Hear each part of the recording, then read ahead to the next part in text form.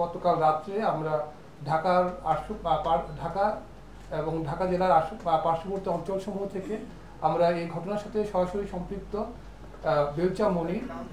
রকিব হাওলাদার ওরফে ছোট রকিব, গোলাম রাব্বানী সাহস, মনির হোসেন ওরফে গুজা মনির এবং আকাশ খাঁকে আমরা গ্রেপ্তার করি। গ্রেপ্তার করার সময় তাদের কাছ থেকে আমরা 3টি সামুরাই যেগুলো তারা এই হত্যাকাণ্ডের সময় ব্যবহার করেছিল, একটি চাপাতি, চাইনিজ চাপাতি যেটিকে বলি, চাইনিজ কুড়াল এবং একটি সুইচ গিয়ার আমরা তাদের কাছ থেকে পেয়ে থাকি। আর ঘটনার আমরা প্রাথমিক জিজ্ঞাসাবাদে তারা স্বীকার করে যে তারা এলাকার আধিপত্য বিস্তার এবং মাদক ব্যবসাকে কেন্দ্র করে বেসিক্যালি তারা এই রিপনকে হত্যা করেছে। আমাদের কাছে স্বীকার করার পরে তারা আরেকটা জিনিস জানিয়েছে যে তারা বেসিক্যালি যে আমাদের এই আদবরে বা এই মোহাম্মদপুরে যে কোনো ঘটনা ঘটিয়ে ফেলার পরেই তারা আমাদের পার্শ্ববর্তী যে ঢাকা এবং পার্শ্ববর্তী জেলাসমূহতে তাদের কিছু আশ্রয়স্থল আছে